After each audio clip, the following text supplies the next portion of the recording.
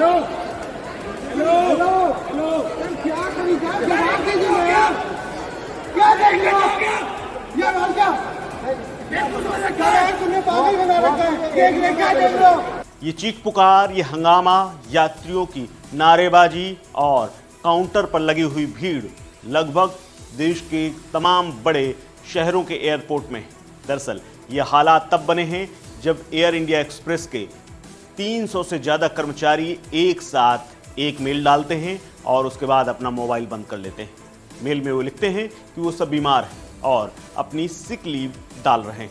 एक साथ 300 कर्मचारियों के छुट्टी पर जाने के चलते एयर इंडिया एक्सप्रेस बैठ गई।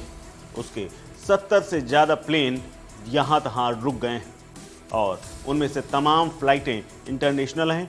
इनको लेकर के अब यात्री हंगामा कर रहे हैं।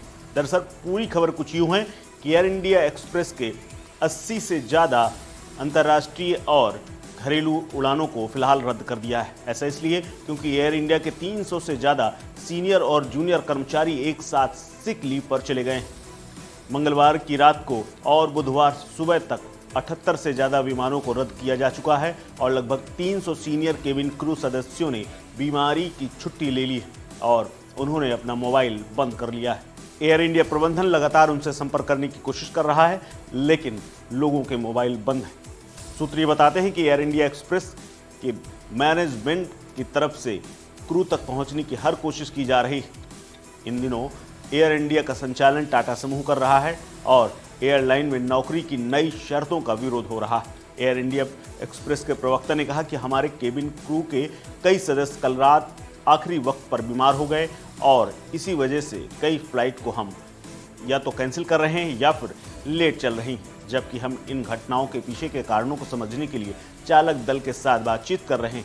इसके अलावा इसका रिजल्ट ये हुआ कि हमारे यात्रियों को होने वाली किसी भी असुविधा को कम करने के लिए हमारी टीमें सक्रिय रूप से काम कर रही हैं। प्रवक्ता ने आगे कहा कि हम इस परेशानी के लिए अपने मेहमानों से ईमानदारी से माफ़ी मांगते हैं और इस बात पर जोर देते हैं कि ये स्थिति हमारी सेवा के स्टैंडर्ड को नहीं दर्शाता जिसे हम प्रदान करने की कोशिश करते हैं।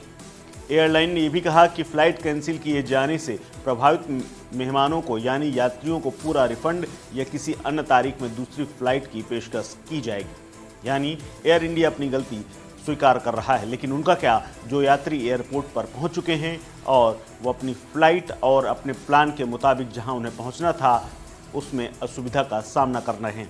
इनमें से तमाम बच्चे, महिलाएं, बुजुर्ग भी हैं जो अपने परिजनों से मिलने के लिए देश विदेश और घरेलू यात्राओं पर निकले थे। उन्हीं में से एक यात्री हैं अमृता, जिन्होंने बताया है कि उन्हें मस्कट जाना था, लेकिन फ़्लाइट होने की वजह से वो अब ज़रूरी मीटिंग अटेंड नहीं कर पा रही।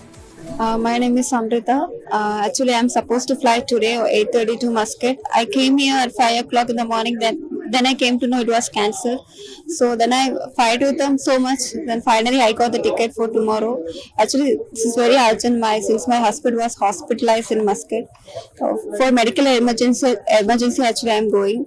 So I explained my situation and then they gave me the ticket for tomorrow, very next day.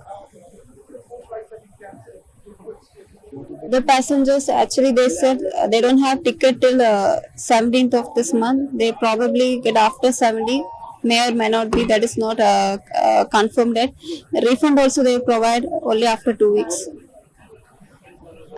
I was actually about to change the flight. I was planning to take some other flight, but then they said they can give now. There was they got 2 seats cancelled, so they gave me that seat.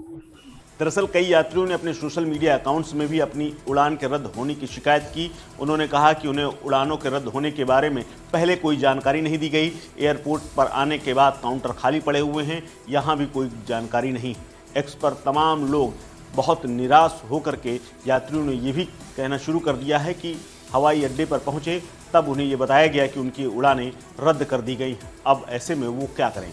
Air India express ने x पर एक post के जवाब में ये कहा कि किसी भी असुविधा के लिए हमें खेद है। हम आपको सूचित करते हैं कि ऑपरेशनल कारणों के चलते उड़ानें रद्द की गई हैं। इस खबर में फिलहाल इतना ही। अपडेट्स के लिए बने रहिए वन इंडिया हिंदी के साथ।